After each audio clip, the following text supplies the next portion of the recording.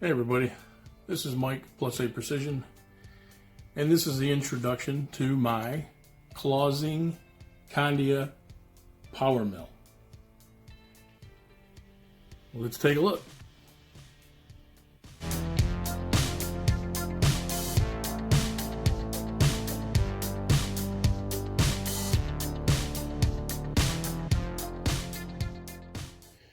Alright, so where do we begin in an introduction?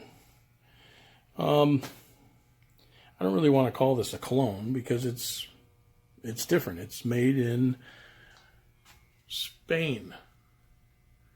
It's a KONDIA mill. If you look these up, they have ties with clothing, like Atlas clothing. I don't know how much input they had on this mill, but this mill is probably circa 1969, and I determined that because when I was wiring up the motor, back in this box here, there was a paper that had a schematic drawn, and it had 1969 wrote on it. Okay, this mill has all the features of a Bridgeport. I think it's a little bit larger than a Bridgeport. It has a 9x42 table. It does not have power feed on either handle. The knee, which was frozen when I bought this mill, is graduated up to 100 thousandths. And you have locks, just as on a Bridgeport. You have your Y-axis lock. You have your X-axis locks. Your Y-axis is graduated to 200 thou. And your X-axis handles are both graduated to 200 thousandths. Now, I purchased this mill a little over 3 years ago. I don't always clean the tray at the bottom. I do use this mill. I do job shop work along with having a day job. I would have to say though that since this COVID thing, that the job shop jobs have kind of stopped coming in. So I've just been taking care of a lot of other things that need my attention around here. This was the first piece to the puzzle of me putting together a small shop here at my 2-car garage. A former employer from years ago, we got in contact back in 2016, 2017. He had a lot of work that he needed somebody to do. So I expressed an interest in it, and he wanted me to, set something up and start doing some of his overflow work. So I started scanning the ads and found this mill. It's not a perfect mill. It's got wear in it. But if you know where the wear is at and you know how to work around it, it's that simple. I have shimmed up the X-axis gib that had wear. Consequently, I don't have full use of the table. I have about 8 inches? 8 inches from each end where it kind of tightens up. Both sides. So, now would be a good time to take care of that since I have a lot less work to do. I do not have way covers in the front or in the back. I try to keep them clean and I oil them. This does have an single shot oil system on it. It works. This is a 3-phase, 1.5 or 2 horsepower motor.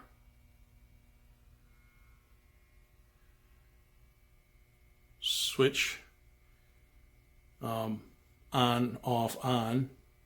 As you know, once you're in back gears, you have to use the other side of the switch in order to maintain your clockwise rotation on the spindle. Is there anything that everything works the way it's supposed to work? You know, down at the bottom, I've got it leveled out with some feet. The feet came with the mill, the threaded rod did not. I've moved this mill twice since I've had it here in my shop. Now I'm kitty corner underneath some shelves with a lot of stuff on them. Hopefully shortly here we'll be getting rid of all of this extra stuff and dedicate at least this side of the garage to machining completely. I mean, it's already pretty much there, but it's kind of a maze. I mean, you're not going to trip. I don't have anything on the floors like that, but it is a maze. Came with the digital readouts. Accurite, X and Y, not Z, even though this is a 3-axis box. I only have access to the X and the Y, and that's where the scales are. The vise I purchased from the same person I purchased the mill from. The mill and a rotary table was all a package deal. He tried to sell me some other things, but we couldn't come up with what I thought was a fair price on those. The knee works just like any other knee, up and down. The Y-axis works like anything else. X-axis, same thing. Table's in decent shape. No big chunks taken out of it, not even under the vise.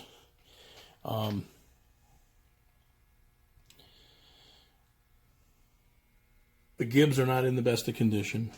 I mean, you can see some flaking on there, but it's pretty worn off.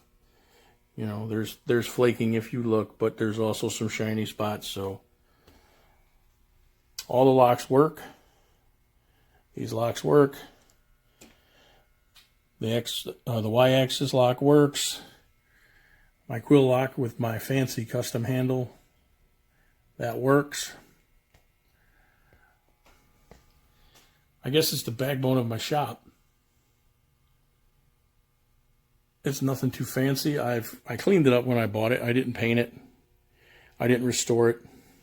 I put it to work as soon as I got it. As soon as I got it up and running and had it leveled out good and knew I was getting flat and square cuts off of it, it got put to work. And it's been at work since the beginning of this year. And that only happened because of this COVID thing. All these things work. Back gear works. Other arm for the back gear. Clutch system works. Brake works.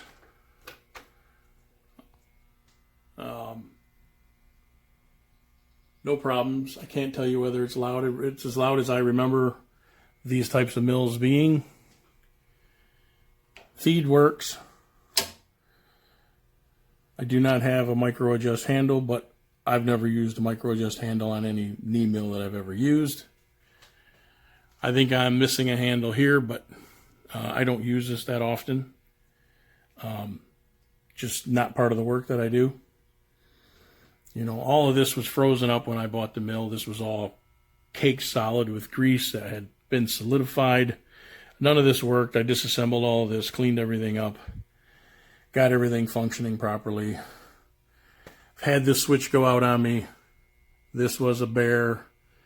It's a cam actuated barrel switch with, I forgot how many, I think 8 segments or something. And if you're not careful, you'll be chasing your tail quick. And that happened to me. But it's working now. This did have a static phase converter on it when I bought it. As you know, if you look back in my video series, I've made my own 3-phase rotary converter, and that's what powers this mill. I don't have any issues. I can power the mill. I can run my lathe. I can run my surface grinder. I can do 2 machines at one time under load. I don't have a need for that because I work primarily by myself. So I'm doing one operation at a time. This vise is a Wilton. It's a pretty decent vise. It's not perfect for what he paid for it. He bought it new.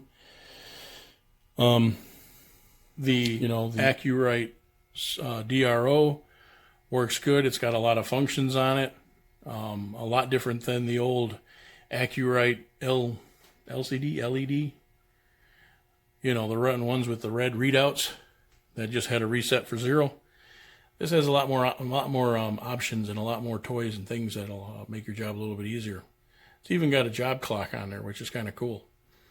That was all on the machine. I don't think he did that. I think that was already done when he bought it. He had it for a year or 2, and again, he was doing primarily wood stuff. I don't know. I think he bought it just to have it and kind of lost interest. But it was in a garage. A lot of stuff was frozen up on it. You couldn't adjust any of the dials. You couldn't adjust none of them. They were all seized up. I had to get them all loose. I had to do some adjusting on the Y. Did some adjusting on the X. Haven't had to do anything with the knee. But it's the backbone workhorse of the shop. Mine is no exception. You can see I've got a lot of other things in here.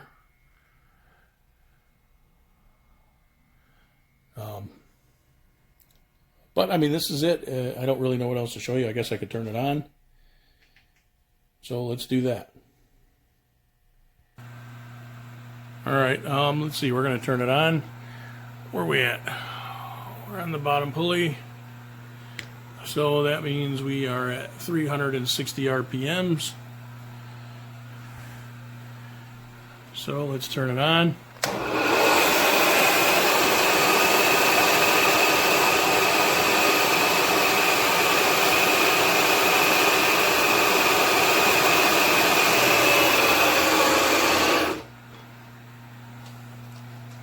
Okay, let's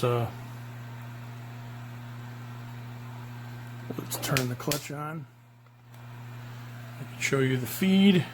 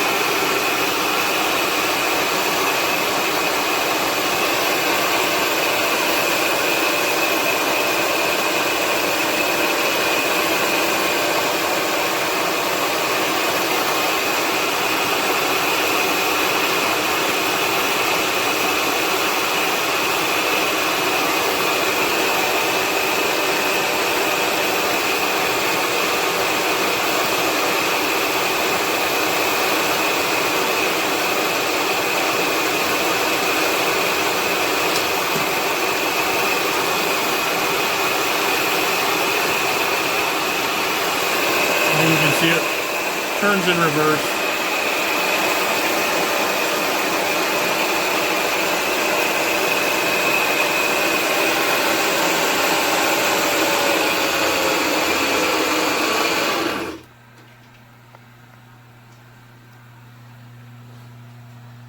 Now, let's take it into high gear.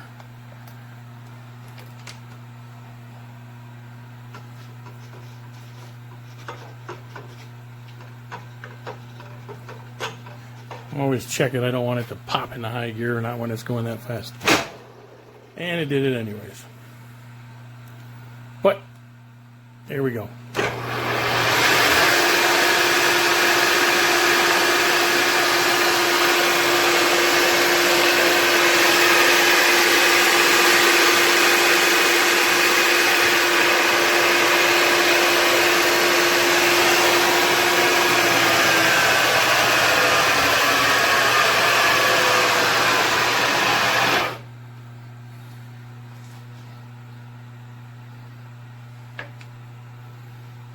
Kick the feet out.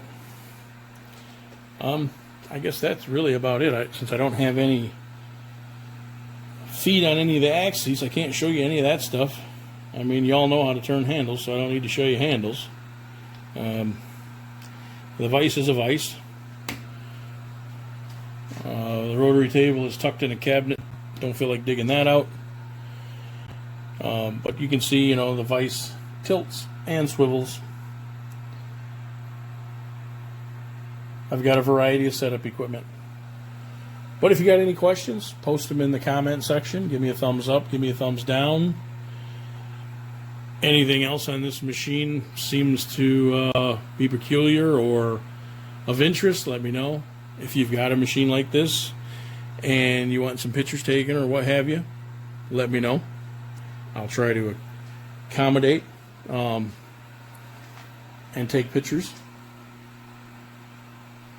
But I guess that's about it for this introduction to the closing. It's on here somewhere. I don't remember where it's at. I didn't just make that up. But this is the introduction to the closing KONDIA Powermill. This is Mike with Plus 8 Precision. Thanks for watching. If you haven't already subscribed, go ahead and subscribe. Hit that button. Hit the notification bell for future videos. I've got a lot more content coming out. I still got to finish up the jaws for the vise, the handle for the vise that I restored, among other things. And maybe we'll get a peek at the surface grinder if you're interested in that. But here it is. Thanks for watching.